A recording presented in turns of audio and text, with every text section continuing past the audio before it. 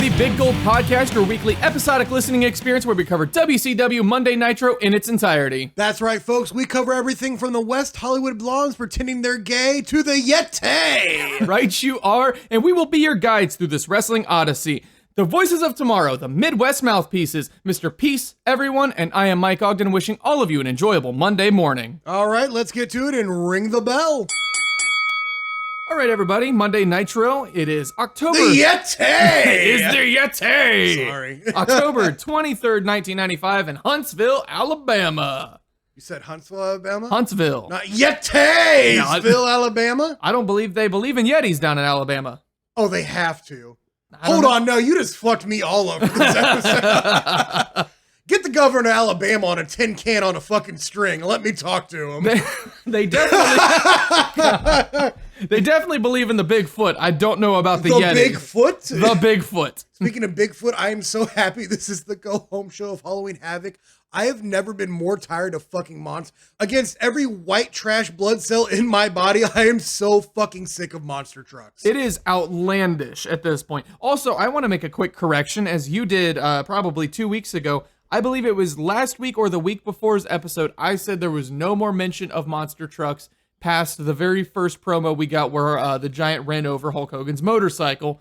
I was mistaken. There was one more promo where the Giant comes out in a monster truck in the middle of the arena about 2 weeks later. Yeah, and all the fucking commercials too, asshole. Well, the commercials don't count. I'm talking about a live segment or a pre-taped segment. There was nothing else other than that. So there was another segment. We talked about it on the show, and I was listening back to one of our old things, trying to find a piece of information, and I realized that, and I was like, I should correct myself this week. So, I was fucking wrong. I can see you sitting back in your armchair, Ale-8 bottles everywhere, just slouched over. Oh, they could have pushed the fucking monster trucks a bit more. Big old tires. Big stinky monster truck. Oh my God. I don't know if I have a correction, more as I'm not sure if I was wrong. Well, last week, you probably were. Probably were. I swear to everything. They said it was going to be Benoit and Malenko taking on the Harlem Heat. Well, yeah, I believe we definitely said that. And when you looked at the graphics that they showed, they said there was going to be tag team action, featuring Benoit and Malenko. And then the picture directly after that was the Harlem Heat. Okay, see, I'm like half wrong. That's fine. Right. Which the Harlem Heat were also in a match this evening. It's like being biracial. I'm bi wrong. Yes. I think.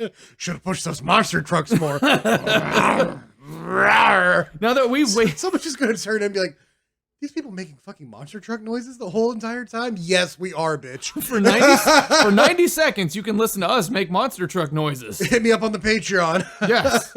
So we've been wasting enough time, but the show wasted no time. Opening match was Macho Man, and it just comes directly after all of the pyros going on. The lights seem really bright in the ring for some reason as Macho Man is coming down there, but he's going to face Kurosawa in the opening match here in the heart of Dixie, according to Mongo. Yes, the heart of Dixie. Be some romping and some stomping. Yeah, no, lots of romping, lots of stomping. Kurosawa was just completely just blistering Macho Man all throughout the ring for 7 minutes here. Macho Man slapped out Colonel Parker's cigar in the opening, and he should have replaced with a Slim Jim. Yeah, it's good. Don't you know those things cause lung cancer, brother? Did you catch that they mentioned that before Sergeant Craig Pittman had faced Kurosawa, he was undefeated? I don't want to hear that. Who, Kurosawa or Sergeant Craig? Sergeant Craig Pittman was undefeated until he faced Kurosawa in that match terrible. 4 or 5 weeks ago. Fuck Sergeant Craig Pittman. I don't want to go on another rant. I literally wrote that in all caps here because I couldn't fucking believe it. But oh yeah, your notes are like the scribblings of a fucking mental patient. Yeah, no. And not like a Jack Nicholson one where he's smart, but just I'm talking a legit fucking psychotic person. What are you showing me? What is this The line? Moonster, Mr. Burr? What the fuck are you? It's like you're writing with a piece of macaroni and fucking cheese. No, it's a complete mess. I have no, for being a writer, I have no hand-eye coordination with a pen. It's it's a disaster. Anyway, back to this match. Kurosawa stomps Macho Man for 7 or 8 minutes. He is dominating him here. Picks. Bischoff is really selling Kurosawa as being just a complete, being a complete madman here after breaking Hawk's arm in kayfabe, I believe, a few weeks back. and he continues to target the injured arm of Macho Man Randy Savage, also possibly kayfabe, it's hard to tell. They're putting him over like $1 million, and Macho Man is selling like $1 million. This looks really, really good. Oh my god! At one point, Hina was like, Macho Man is fighting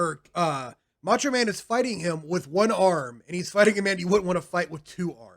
Yeah, no, it's brilliant. Yeah. Also, the family in the front that is dressed entirely in windbreakers almost got best dressed. Yeah, no, that's almost got best dressed. Oh, I forgot to mention my worst dressed was most certainly Mongo and his dog. What? That's my best dress. Worst dress. Are you fucking kidding me? By a billion light years. That was the one time Mongo looked like someone else had the brain to dress him in something that humans actually wear. Fucking hated that it. Men in Black fucking alien bastard. Hated it. Hated every ounce of it. Anytime you coordinate denim with your dog, that is a thumbs up. Maybe in Huntsville, Alabama. Sure. From Huntsville, the world. Huntsville is the world sometimes. Especially when you can blast out of Huntsville, as they mentioned a few times here with their rocket references, being, where NASA's from and everything else. Isn't that weird? Isn't it? Yeah. I don't know how that happened. Anyway, halfway through the match, we cut to the commercial break where the monster becomes the man. I'm so sick of that fucking promo. You're the one that wants you gotta push the monster trucks more, kid. It's not the same.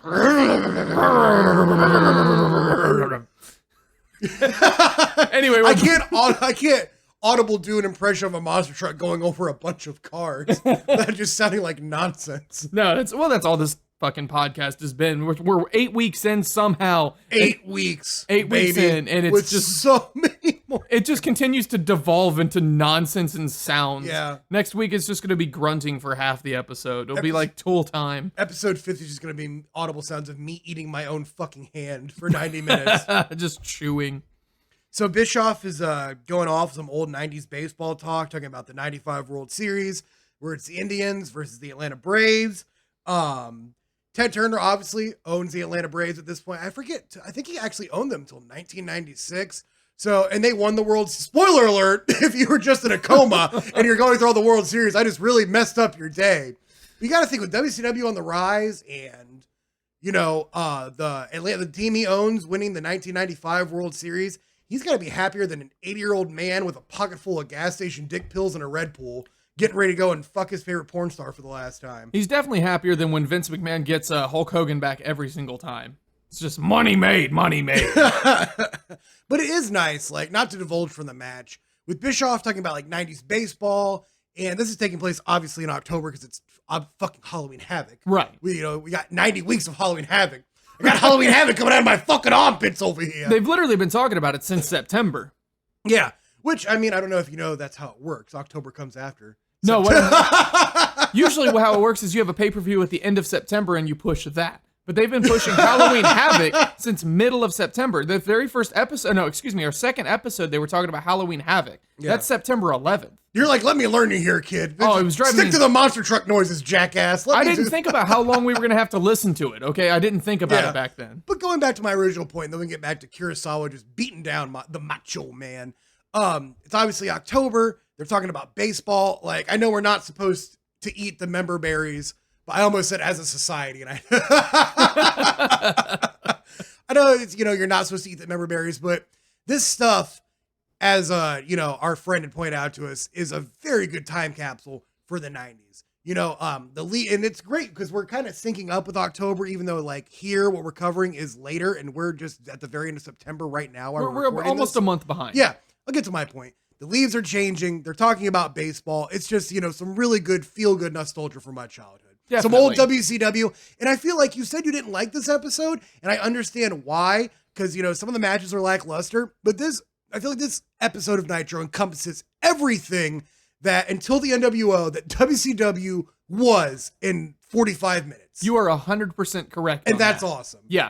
It is awesome to a degree, but there's a lot of it that, now looking at it through 2019 rose-tinted glasses, some of it's really fucking stupid. Yeah. And I'm not saying I hate this episode like it's worse than episode 1. It's definitely not worse than episode 1. This is Phantom Menace? Yes. Well, it's actually Who had a worse episode 1, Star Wars or wow? Let's really just derail the back to the monster truck noises. To answer that question, I'm probably going to give it to WCW Nitro. You're a fool. That I don't know. They're both Brian pretty Pillman shit. wasn't in the Phantom Menace, so that's a dud. That's true. No, you've got to. They could have CGI'd him in and there. it was much longer. Oh God, went on. Yeah, for you know, hours. yeah, no. Star Wars has the worst episode 1. Anyway, I was gonna say our beards reach up to our cheeks and our lips. We don't need to get neck beard this entire thing. Kurosawa kicked the shit out of a ring post. And I actually wrote down at one point, I was like, at this point, Kurosawa better win or it won't make any fucking sense at all because there was no offense from the Macho Man and I was not going to be happy with just a random, fucking elbow drop for the win. I was not going to be. Then Kurosawa kicks that ring post and that looks brutal. Oh, Kurosawa is fucking awesome. Just slams his shin straight into it. He starts gimping around. Now it makes sense why the Macho Man can get an offensive tactic. And it was 2 seconds after I wrote down, this isn't going to make sense if Macho Man gets the win. They make it make sense. They tell a story in a split second. Anything can happen on WCW Nitro. Yeah. That they keep talking. Anything can happen. Kurosawa makes this mistake, kicks a fucking ring post, blasts his shin, gets the advantage taken over on him, and it gets that elbow drop. 1, 2, 3, Macho Man winds up prevailing, even though he was the underdog for the entirety of this match. I get that. But also, since Macho Man has a match at Halloween, we're going to go, at the end of the episode, we're going to go over the whole Halloween Havoc card. Sure. So, but Macho Man is going to be taking on Kamala, and the whole story here right now is he's not 100%. I think Kurosawa could have picked this one up, and it would have actually played into the bigger narrative of Macho Man going on take on Kamala with, him versus the Dungeon of Doom. The whole storyline they're doing, it could have definitely added to the drama. And then if he would have lost here, it's like, wow, he just got his ass kicked from pillar to post with beans and toast by Kurosawa the entire time. And he's not 100% because they're talking about how his leg is fucked up. His arm is all jacked up and stupid. Yeah. He's not making any monster truck noises. We don't even know if this man has a heartbeat right now. Now he's got to take on this big Ugandan bastard. And then if he pulls over the win, that would have been way better than him beating Kurosawa with a nowhere out of, the elbow thing. You don't have to convince me that anybody beating Lex Luger, Sting, Macho Man, or Hulk Hogan or the Giant, any of those 5, anybody who goes over them, I'm usually going to be pretty happy because I don't always like seeing the top guys staying the top undefeated all the time. If you're going to have him be beaten, get his ass beaten the entire match, have him lose. It's okay to lose sometimes if it makes sense. Kurosawa was dominant. Like you said, he just beat Sergeant Craig Pittman, who was undefeated. He's a big, burly bastard throwing kicks and everything. It would not have hurt Macho Man. No. It's not like he went out there and lost to fucking Disco Inferno or or Sergeant Craig Pittman. Or Sergeant, yeah, God, no one should lose to Sergeant Craig Pittman. No, people did though. Sadly, yeah. No, I mean Kurosawa even has Colonel Sanders out there helping him out. It's fucking great. What's that guy's That name? is Sherry's love interest, and you will give mad respect. I've got notes about that later. It's fucking hilarious. No. So Macho Man picks up the 1, 2, 3, and the whole storyline again is he going to be 100% for Halloween Havoc? And I feel like you could have pushed that better if he would have lost. But let's continue the show. Yeah, absolutely. So I wrote down, we go to a shot of the commentary booth. I wrote down Mongo dressed amazing. His rat and him are dressed horrendously. A beautiful dog. And even though I hate that man, he loves his dog. And I have to give it a thumbs up here. No, I'm tired of it. He's dressed like his dog. The dog is wearing a cowboy hat and a denim vest. I know in the past I've been upset at him dressing up his dog, but he's dressing up with his dog. That's fine. He looks human for 5 seconds, the first time in his life. But it doesn't mean that he looks good. He can look human, but that doesn't mean he looks good. He looks great. And he certainly does not. He's not encased in a block of ice. Yeah. Jesus. Yeah. So there's a lot of contenders for worst dressed. You want to get into it? The lights start flickering like this is. Hey there, Sky King, get back up there and fly the plane. Oh my God. The lights start flickering like this is an ECW show and someone didn't pay the fucking bill. But anyway, then the master is on screen and he started talking like this. I only understood when he said a 13-ton block of ice and something about a white tiger. Everything else was just, and I know I sound goofy right now, but that's exactly how he sounds in this episode. Everything is unintelligible. No, I heard, God, what was the fucking phrase they kept using? Insurance policy, I think is what one of the phrases. That's what Kevin Sullivan has been calling the Yeti, is his insurance policy, which that's a really stupid way of saying this is a big burly bastard who's going to beat your ass. An insurance policy is something that I have to deal with on a monthly basis if somebody keeps hitting my fucking car. This is the worst episode of Mighty Morphin Power Rangers I'd ever seen up to this point. Absolutely. No Goldar, no Rita Repulsa. Get the fuck off my TV. So then they show this giant block of ice with a figure inside of it. Like, someone's not in there, but you know what? Someone could have been in there. I don't know if, the Yeti was in there the whole time or what's going on here. I think the Yeti was in there the whole time. It's a big block of ice, and he's going on about it. And then it cuts to the Taskmaster and the Giant and the Taskmaster. This is the insurance policy. I just wanted to drop that big block of ice in my glass of Dr. Pepper, but I just wanted to drop my head into my hands. Yeah, no, it just make sad monster truck noises. It was a fucking disaster. So he said the master went with some Sherpa guides to get the Yeti, and the Giant is fondling his hands and grinning like me when my girlfriend bends over. Yeah. And they're just going on about this rare white Bengal tiger and plucking one of the whiskers from it.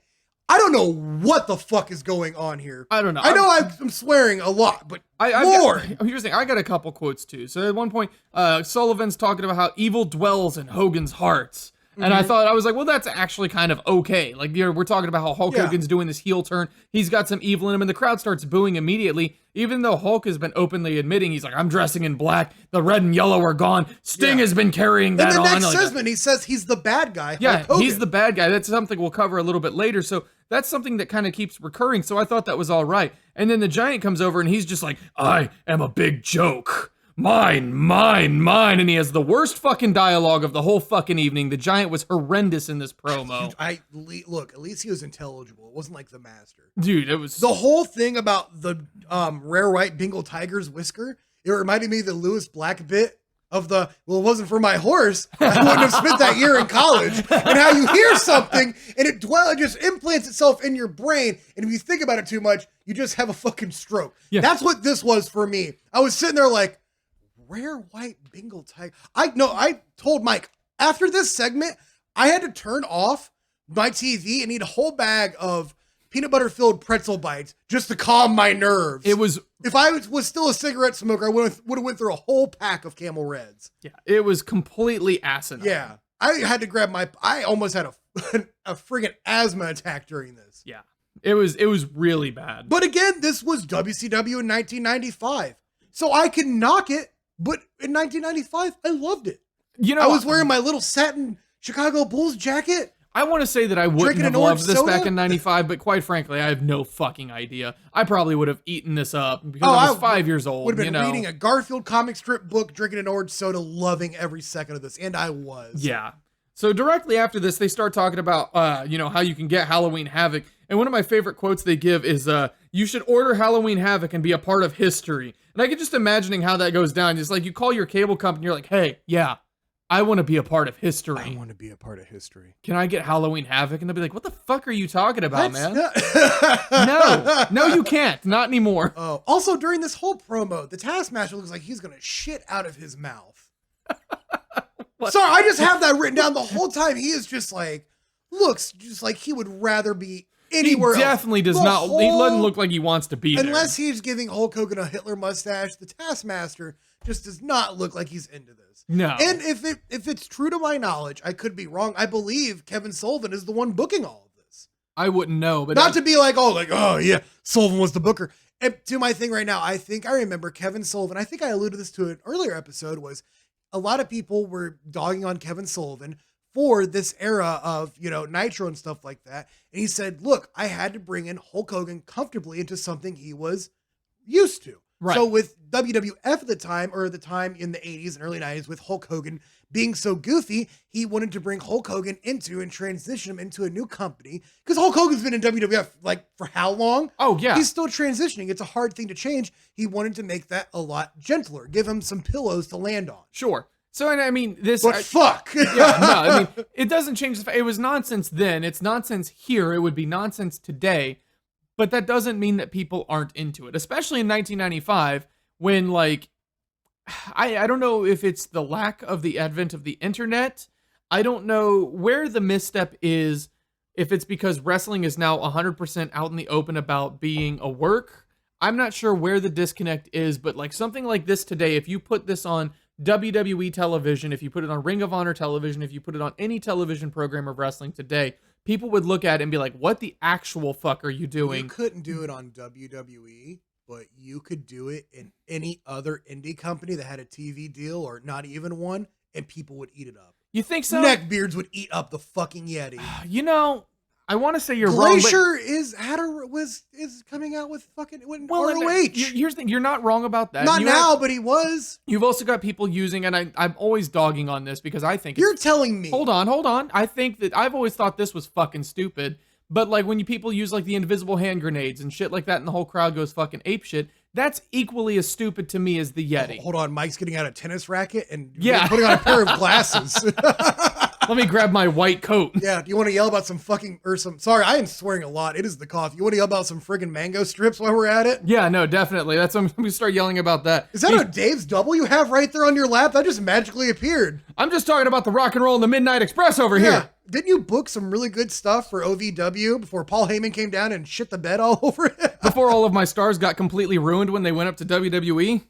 I don't know. I'll take some Leviathan over some Batista any day. But anyway, that's not what we're talking about. No, I mean, it's a different era. Yeah, getting back to 1995, but real quick, what are you going to do if, because obviously we record these in advance, and AEW's Wednesday Night Dynamite is going to premiere soon. What are you going to do if the debut episode, there's just a big block of ice? If the Yeti is on the debut episode of AEW, swear to God. I'm giving full support to NXT. I'm not even giving them a fucking Wednesday Night look. War is over. Oh, it's toast. Once you put the Yeti in the Wednesday Night Wars, it's over. You just lose immediately. I think that could be the great equalizer. It could be. You know what? What do I know? What the fuck do I know? I didn't book this shit. So, next is some men who actually know some things. Mean Gene Okerlund and Hulk Hogan. Yeah. Hulk cutting I didn't really want to see this, but he cut a pretty solid promo here.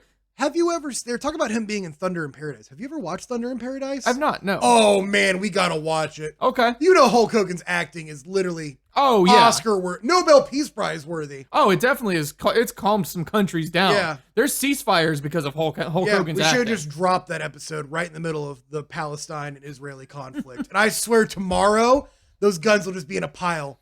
Flowers will be passed out. Soft caramel chews for everybody. It's like when Henry Rollins said you should just take Ramones albums 1 and 2, put them on Israel, 3 and 4 on Palestine, and let them sort it out themselves. Once they realize there's more Ramones, everybody's going to be just fine. That's stupid. That's not going to work. I think it would. You got to drop a block of ice in the Middle East. And the Yeti! The Yeti! Why do they keep saying Yeti? Like it's A-Y at the end. It's an Maybe I. Yeti is... I don't know because they spell it Yeti, but they're pronouncing it Yeti.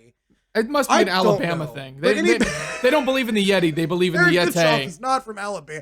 You think he's just trying to talk in the natural dialect? Yeah, no, I think that he's everywhere he goes. Old ma, it's the cold one, the Yeti. Anyway, yeah, Hogan's promo is, it's solid, but so are pieces of crap. Yeah. And he comes out and he's like, even though I'm going through the valley of the dungeon of doom, I fear no evil, dude, because the only thing to fear is evil itself. So then I was like, okay, so you don't fear any evil. The only thing to fear is evil itself. And I know he's trying to do the only thing to fear is fear itself. So if he's talking about he's not afraid of evil, but the only thing to fear is evil. Right now, I have a cork board with a bunch of pictures and just like thumbtacks and red pieces of yarn going back to words and pictures of Hulk Hogan and stuff Pepe like Sylvia? that. There is... Just like that, but with Hulk Hogan in this promo. One of my favorites was, everybody knows what a man with black gloves on and a black rag on his head is capable of doing, dude. Oh my God. What does that mean? Black gloves, black bandana, no black guys dating my daughter, dude. Dude. My I'm the bad guy, Hulk Hogan. Goodness. He says that the big dog. He does say something cool. He says that Sting, Luger, and Macho Man were hovering his carcass. Yeah. And I love that. I like how there is a lot of dissension still on this other side of, they're not like a straight up team. You know what I mean? Like there's something like Luger and Sting are going to team up, but there still is some tension between them. And Hulk Hogan's just like, man, I don't trust any of you guys because as soon as I'm done with this, I want you all, he says, all you guys barking, get on the porch and see who has the biggest bark. I'll beat you all one-on-one right after the other. Right. And I love that he mentions that Sting is branding the red and yellow. And he's getting the goatee going on. He's got his own, he's kind of taking on Hulk Hogan while Hulk Hogan goes through this bad guy phase. Because like you mentioned a few weeks back to my behest, Sting is the ultimate apple pie good guy, can do no wrong. So if Hulk Hogan's not going to have that role, Sting's going to certainly step up and take it. And Hulk Hogan, coaster of emotions. There's more storytelling in these past 8 weeks than I've seen in the past 3 years of anything WWE today. Yeah, I mean, it's hard to compare them because this is it's not times. Though. No, it's fucking not because all you have to do is tell a story. But 1995 WWF, if you go back and watch a lot of old WWF, it's cartoony. Sometimes it's not the best. They do have some really good in-ring. Obviously, WCW is better. Everyone does have a story. But that's what I'm saying. There is story to be told, and that's what makes. So you want to see people fighting with monster trucks on top of Cobo Hall? Absolutely. If it means that I don't have to see, if it means I don't have to listen to anything boring, fucking the same 18 different stereotypes of just I'm a big man wrestler. Yes, absolutely. No, this is stupid. It's weird and quirky, but I'll tell you what, it's fucking entertaining. That's what I'm saying about this. It definitely on the nostalgia factor of WCW. But this is just good entertainment. I don't know, and I wouldn't say it's good entertainment. I think it's just entertainment. I saw this when it was live. I've seen all these before. I've rewatched these episodes. But man, every time does it just come back better and better. God. You know what comes back better and better to me is Benoit and Malenko in this tag match. Real quick. Do you have another point before we move on? At the end, Hulk Hogan is just flexing. He's going back to his old... My grandma loved Hulk Hogan, so I'm sure she was turning her underwear into a glazed donut at the sight of this. I know your grandma. Why you do this to me? Just because. God. Lord. I didn't need that. I'm just saying, Hogan, why he's going, this is, because he's been kind of soft. Look, he took off the neck brace. He's wearing all black. He doesn't have the mustache. When he rips off the neck brace, that was the greatest thing ever. So good. There was some disability clause investigators are just like, well, I'm gonna write this down in my notebook. Do it, dude. Mr. Hogan claims he had on-the-site injuries to his neck with contusions, but was able to rip off his neck brace and flex for multiple minutes. It's a good thing they don't know my last name's Balea. I'm out of here, brother. But yes, aside from everything, Hulk Hogan just, screwing over, trying to get some disability money. Yes. Malenko and Benoit versus who? Eddie Guerrero and Mr. JL. It was supposed to be Alex Wright, but he was shelved due to injury, so they replaced him with JL. Mm-hmm. And this was great. Just absolutely great. Eddie and Benoit have a stare down. They're just admiring each other's beautiful mullets. Yes. They are the gold standard right now. Absolutely. Benoit having another star on his ass of different color this week. Enjoyable tights. Wonderful attire. Everyone looks very handsome the entire time. Yeah, no, it's really good. This has one blemish on it. I just want to knock it out right now before we start getting into it. For some reason, they felt the need to stuff a backstage promo in the middle of this match. Oh, that's this nonsense here on my page. Let's have some moments of good, superb wrestling before we get into that. That's why I wanted to knock it out now so we could focus on superb wrestling for 5 minutes. Talk about how Malenko and Benoit are just working well-oiled machine. That was some of the best tag team work. The leapfrogs? Oh my God. When he hip tosses him and then, the hip toss leg drop? Yeah. So Benoit hip tosses Malenko after he hip tossed Eddie and Eddie rolled out of the ring. He hip tosses Malenko and then Malenko comes and does a plancha out. Yeah. This is great. At one point, Benoit gives JL a snapmare to a seated position and then does what I guess I would say probably like a rolling cutter or a rolling snapmare. I'm sure neckbeards in the comments are going to give me. It's a rolling snapmare. It's a rolling snapmare. Okay.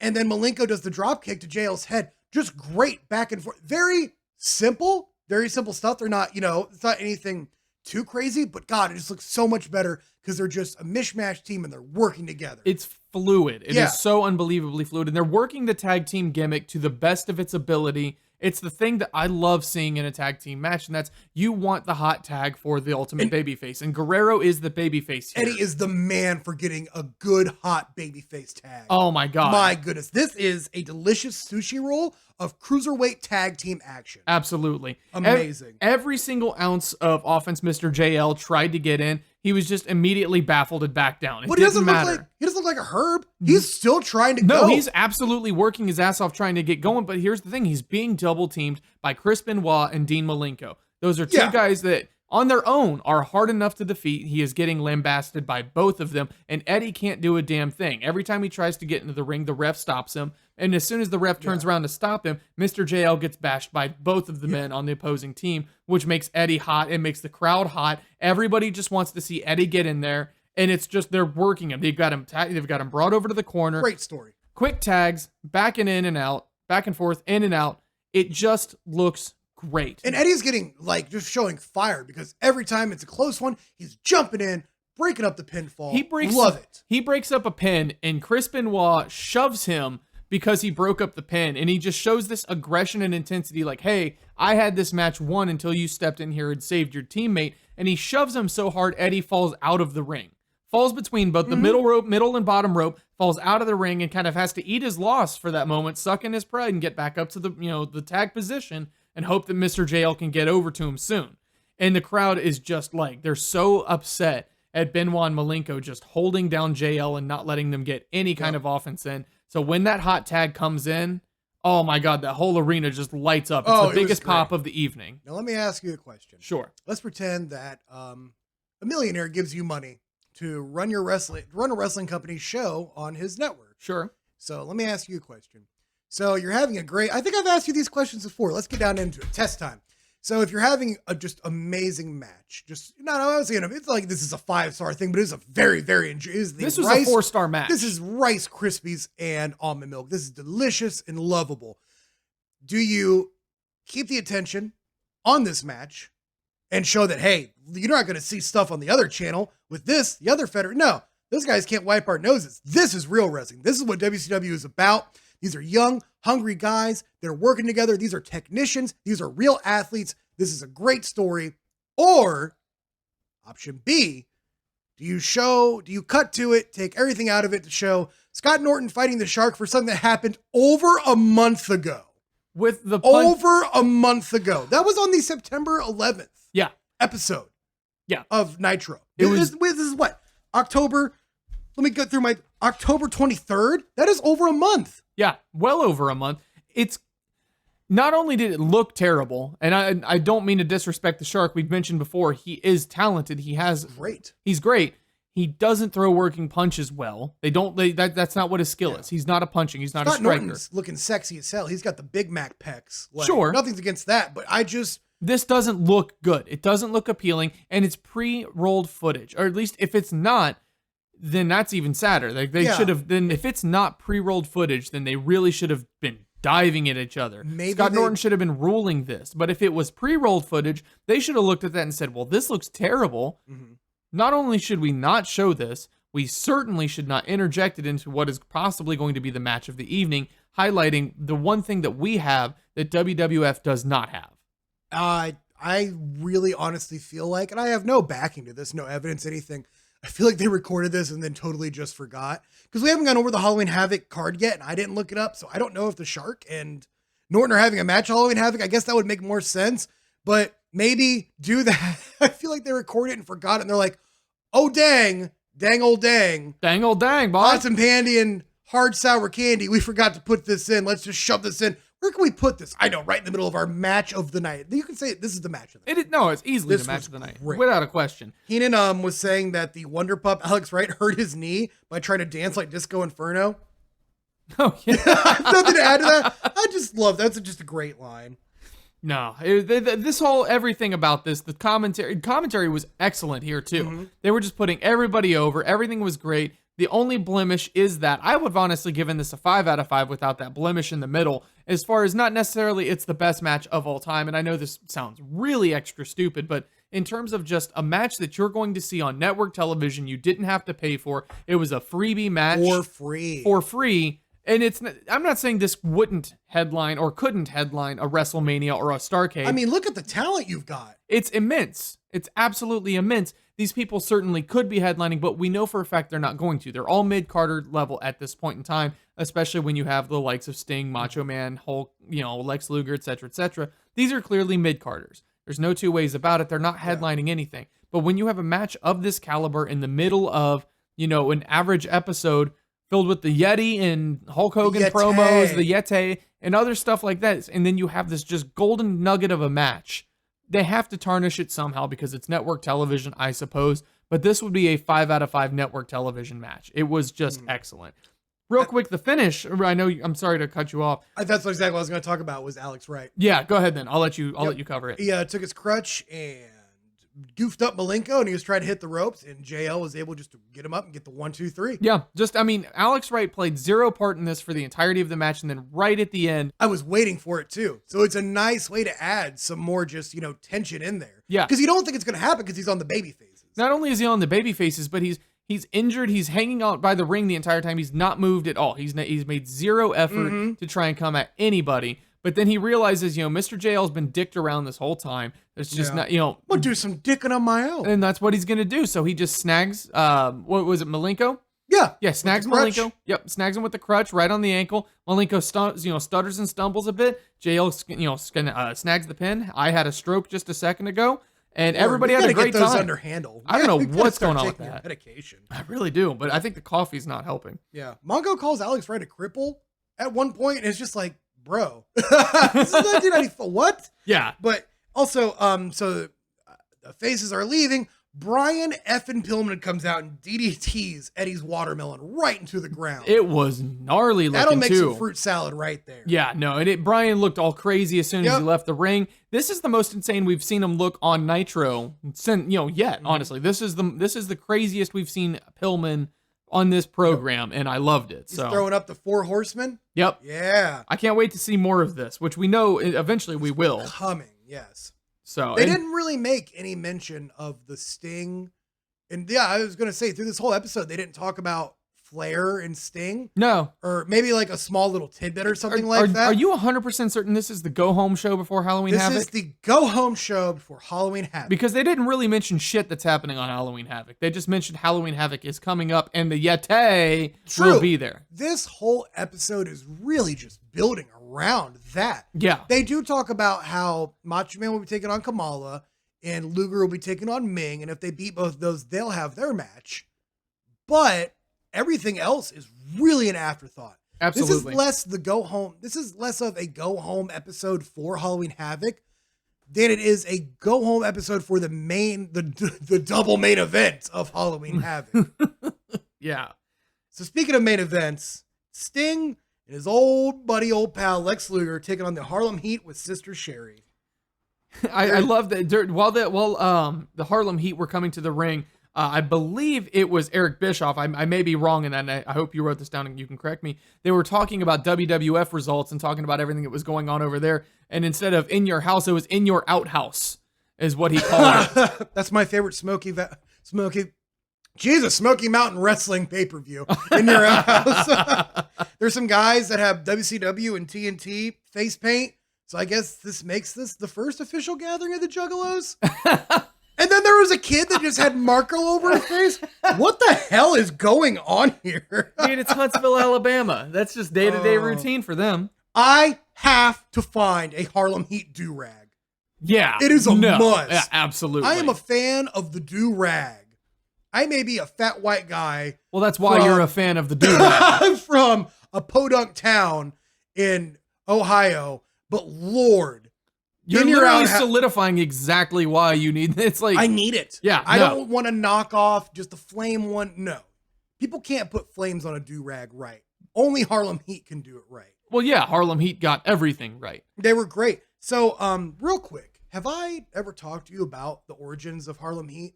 No, you have not. So I'll talk about, so when they started, they were the Ebony Express.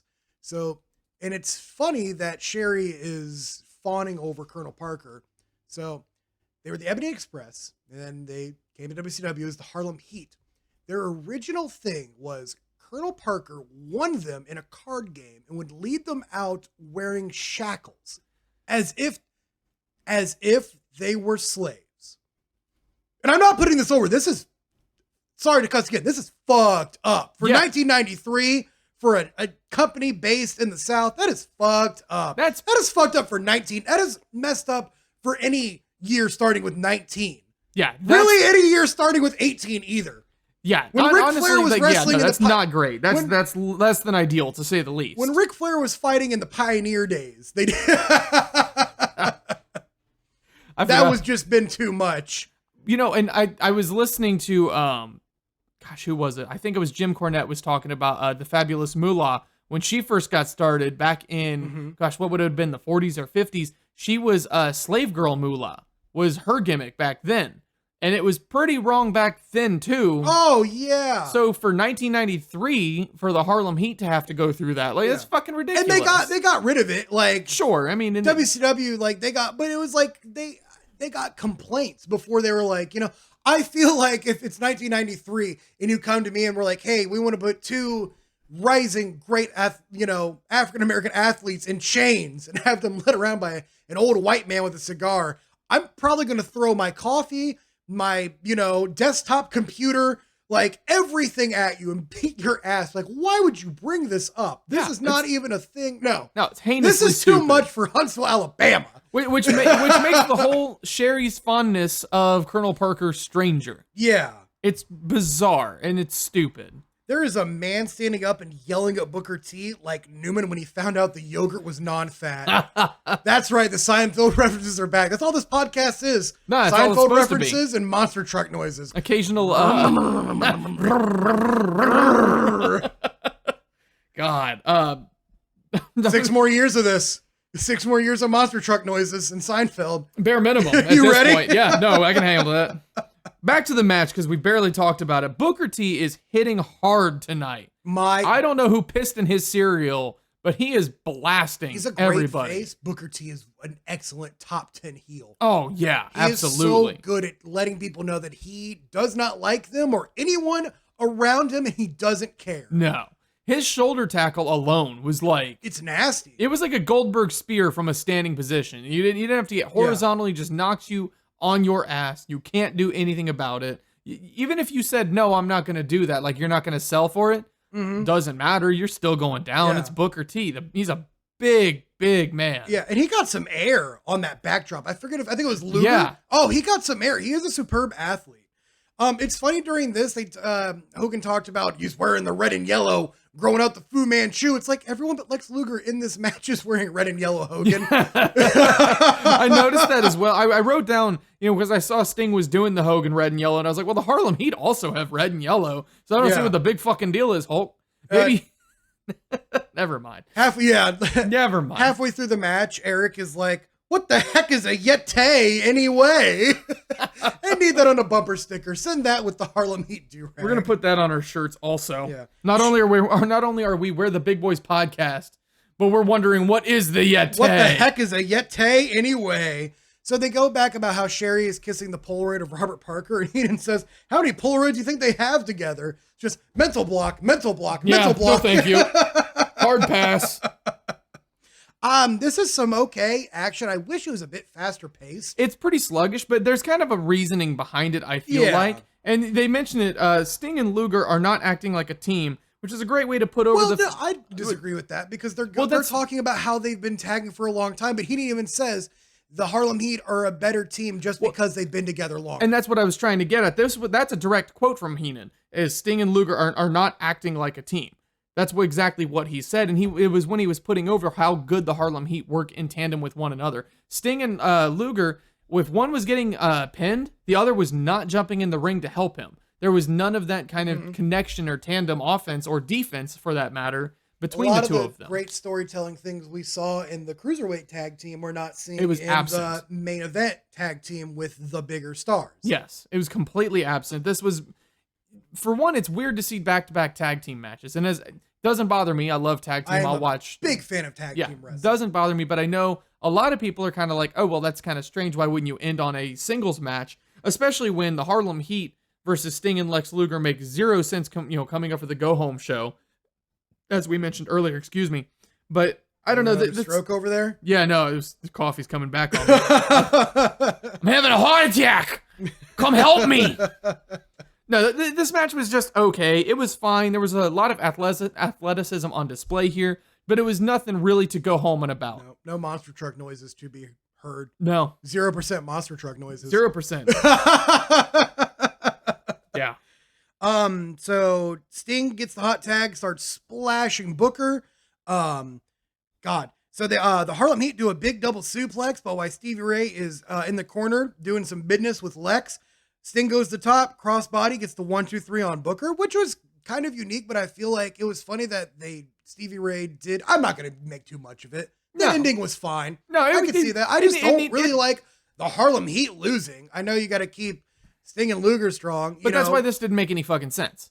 I feel like, again, Luger could have eaten the pin you could have from Booker T, and that would have also done is Lex Luger 100% for Halloween Havoc? Is Macho Man 100%? Is the Dungeon of Doom just going to run roughshod and beat both these guys? The only reason that they couldn't put the American males here is because the who is a significantly worse tag team, and it would make sense for them to lose, but they are. You think? They're currently the fucking tag team champions because a few weeks ago somebody thought that was a good idea. Well, on Saturday night's main event, Booker T and the Harlem Heat, him and Stevie Ray are going to take on the American males. Yes, they are. I'm not sure if it was for the tag title. I believe it was. Yes, it has to be. Yeah, we've got to get those damn belts off. Because you realize that this was a fucking mistake. Although Mark Miro is over like nobody's business. Well, Mark Miro's not in the American males.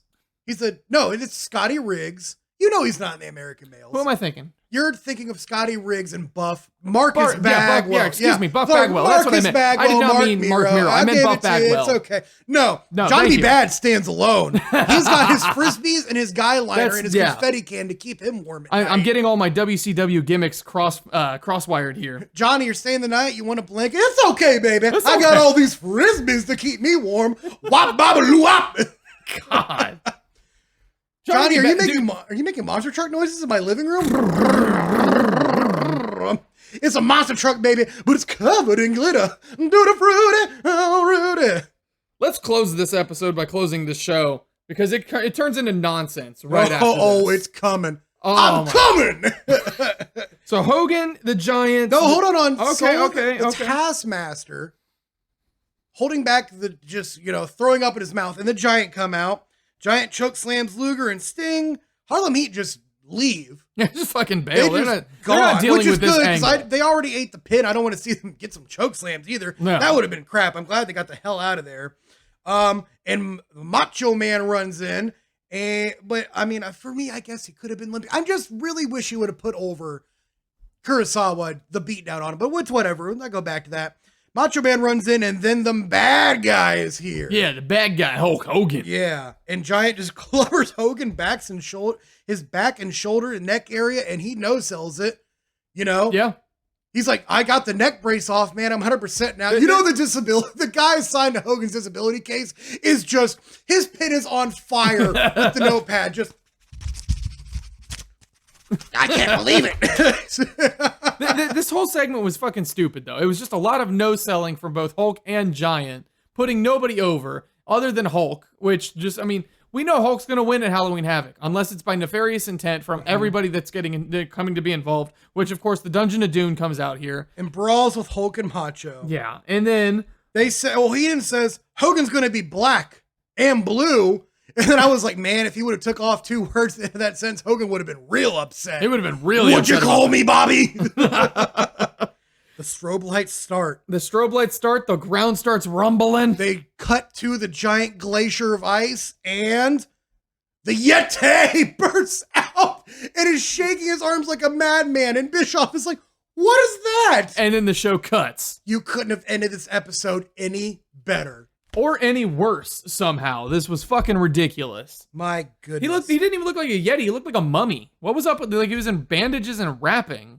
I feel like they should, Have the Scorpion King come out here next time? No, I feel like they should talk about the effects, what the effects would have present day of global warming would have on the Yete's block of ice. It wouldn't have made it through the whole show. It would have melted on its own accord. In 1995, this man debuted out of a block of ice, but if he was to do it today, he would just be some jackass in a puddle, slipping and sliding. He wouldn't have been the Yeti. He would have been a swamp monster. The swamp thing? Yes. I feel like that was already a wrestler. It has to be. I think that was Haystack. Haystack Calhoun was the swamp thing or swamp something.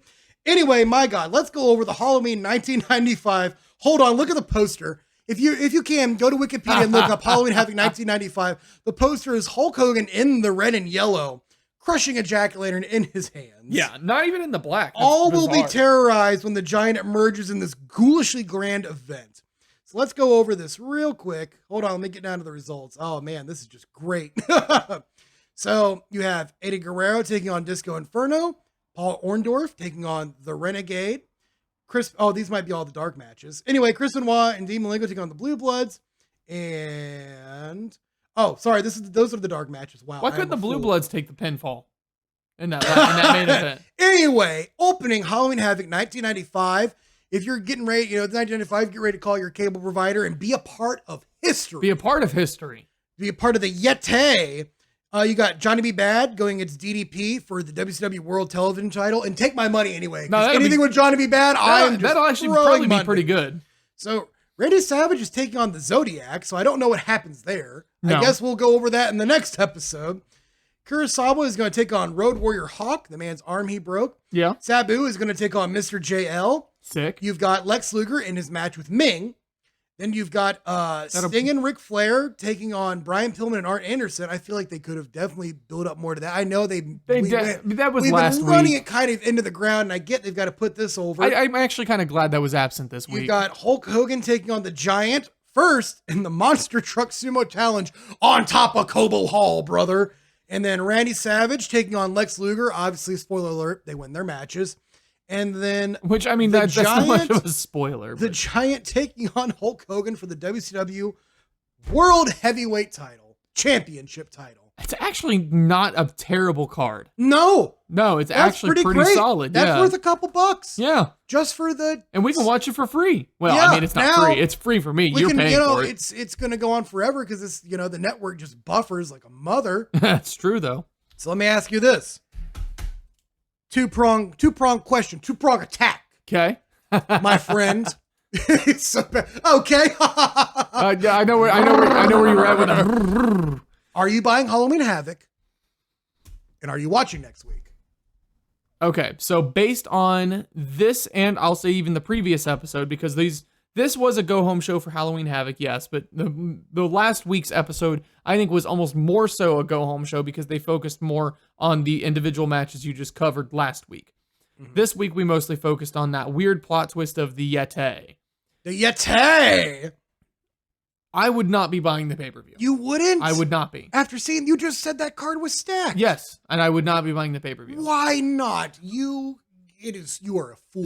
After seeing $60. I don't know if it was $60 back then. So I'm gonna go off the last price that I saw for a pay-per-view, which was a very long time ago. That was probably 2005 is the last time I purchased. But this is 2005 Pride. This is 1995. Okay. So what I'm saying is when what you're saying is 2005 prices. Hold on. What I'm saying is when I purchased a pay-per-view, it was 2005. It was $60. Mm. 10 years before that was not that big of a difference financially. I significantly doubt, or significant is not the word, I seriously doubt that it was like $15 versus 60. Well, Double or Nothing was about $50, $60. Sure. So. Yeah, and then it still is today. So it's not changed since 2005. So if it's $60, no, I'm not going to do it. I'm not going to pay $60 for that card. I'll check out the matches after the fact. I'll even buy the VHS tape when the VHS tape comes out in a few months' time. Man. But I'm not paying really the $60 for this. Here with WCW VHS tapes, man. Oh, I love those. Absolutely. If you're a younger wrestling fan, find a way to get a VCR. You can't have mine. Get you some I know it sounds, like an old man telling you it's better, or, even a 25-year-old barista telling you things are better on vinyl. If you want to go back and see wrestling how we really experienced, get yourself a VCR and go to, visit your local stores and stuff like that. There's some great places all around Ohio and everywhere else that has old wrestling VHS. get you some of those. Just sit back, give it an hour or two, and just let it wash away. Well, especially if you can find one with like Ric Flair and Steamboat on it. Yeah, any of them will be great. Just Yeah. sit back and take it in. If you really want to be a fan of wrestling, check out some of the VHSs. If you can't, I understand.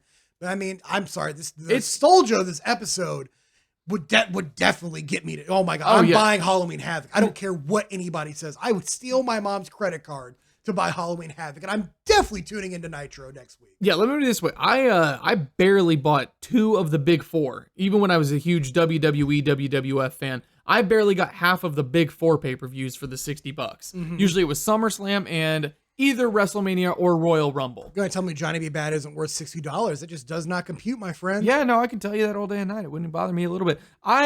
You're just, you and your fucking monster truck noise. Yeah, no. Get on over. No, and as far as watching the episode, yeah, I would absolutely tune in the next week because I'm not watching the pay-per-view, so I do want to see what happens. So I would absolutely be tuning in the following week. There's no two ways about that, but I would not be purchasing the pay-per-view. All right. I would certainly call a friend while the pay-per-view's happening so I can get the results. Yeah, so if you purchase pay-per-view, I'll come to your house and I'll watch and I'll eat some Buffalo Wild Wings with you, or I'd be calling you on the phone and be like, hey. Did they have Buffalo Wild Wings in 1995? Hold on. Oh my God. Now you've got to get out your phone. Oh Hold my on, God, where is I'll my look phone? it up. It's fine. Yeah, All I don't right, even. Hold on a minute. Let me look it up. Now I'm having a panic attack. Between I don't us have my looking phone. things up and half the monster show. truck noises, when Buffalo Wild Wings start. Wow. My NSA agent that watches me. Oh, it's found in 1982. So yeah, they definitely had all Buffalo right. Wild Wings. That's great. Yeah. So I guess we can, if you're not going to buy the Halloween Havoc 1995 though, would you tune in on Halloween Day of 2019 for our debut episode of our spinoff podcast called Nuggets to hear us ramble on about the WCW 1991 Halloween Havoc Chamber of Horrors tag team match though? Well, it's free. So yes. I fucking For would. now it is. Wait till that Patreon shows Until up. we get that Home Depot sponsor. Man, once we start getting that, you guys are you're gonna be like, oh man, I have to pay money for this. Fuck them. Fuck them. I'm not buying. And then you it. are paying money, and then you're going over just your bank statement. You're like, why am I paying $10 a month to hear 2 sweaty assholes in a condo do monster truck noises? Oh my God! So we'll see you guys next Monday. This is where the Big Boys podcast. What the heck is a Yeti anyway? Man, I couldn't tell you what a Yeti is, but what I can tell you is this is the sound of the outro music. Thank you again for listening, week after week. We love you all so much. Peace, everyone. Mike Ogden. Goodbye.